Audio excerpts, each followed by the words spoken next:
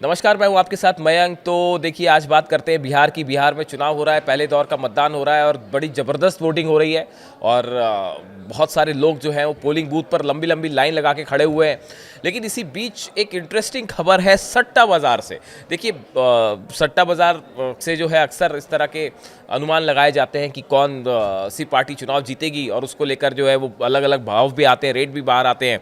अब देखिए, मैं आपको दो तीन बड़े सट्टा बाज़ार जो भारत के बिहार चुनाव को लेकर क्या कह रहे हैं उसके बारे में मैं चर्चा करना चाहूँगा। हालांकि देखिए, किसी भी तरह की सट्टेबाजी चुनाव पर करना पूरी तरह से गैरकानूनी है, प्रतिबंधित है, और ऐसा करने पर जुर्माना भी हो सकता है और जेल भी भेजा जा सकता है।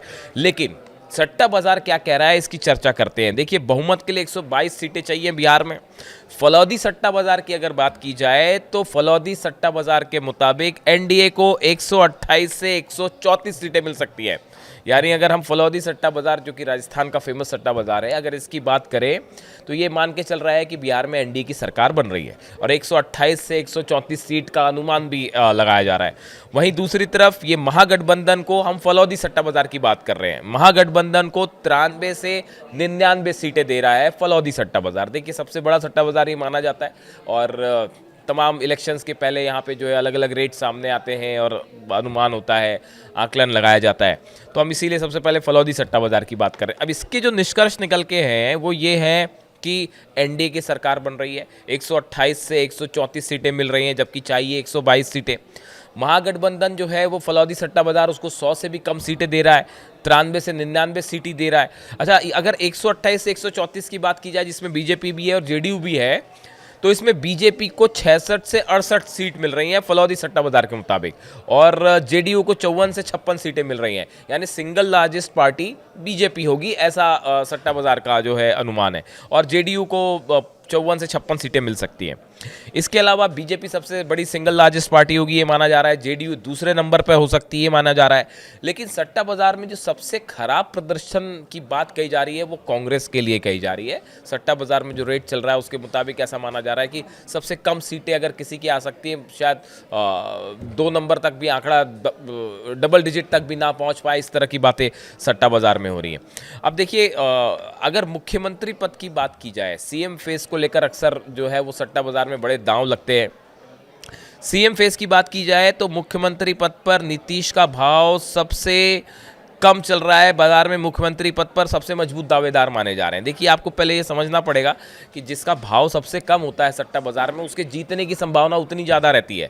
तो नीतीश कुमार का भाव चल रहा है, रेट चल रहा है 40 से 45 पैसे। यानी जितना आपका भाव कम होगा उतना आपकी जीतने की संभावना ज़्यादा है। और सट्टा बाजार की भाषा में कम भाव का मतलब होता है जीत की ज़्यादा संभावना। तो ऐसे में माना जा रहा है कि नीतीश कुमार का जो है, कम से कम सट्टा बाजार तो नीतीश कुमार को सीएम बनाने के लिए तैयार बैठा हुआ है। दूसरी तरफ तेजस्वी यादव और प्रशांत किशोर के भाव की अभी कोई ऐसी ताज़ा जानकारी सामने नहीं आई है। अमूमन ऐसा होता है कि कई बार वोटिंग के बीच में भाव कम ज़्यादा होने लगते हैं, लेकिन फिलहाल तेजस्वी को लेकर या प्रशांत किशोर को लेकर इस तरह की कोई बात सामने नहीं आई है। लेकिन देखिए, जो एक मोटा मोटा आकलन होता है उसमें 1 रुपये से कम भाव मतलब जीत की बहुत ज़्यादा संभावना, 1 रुपये से 1 रुपये 25 पैसे तक यानी सामान्य संभावना, और 2 रुपया उससे अधिक मतलब संभावना जीतने की बहुत कम है। ये इस आंकड़ों पे जो है सट्टा बाजार का अपना एक उनका कल्चर है और एक अलग उनके नियम होते हैं जिसको फॉलो करते हैं। तो उसमें ये ट्रेंड होता है कि अगर आपका भाव 1 रुपये से कम है यानी जीतने की संभावना बहुत ज़्यादा है।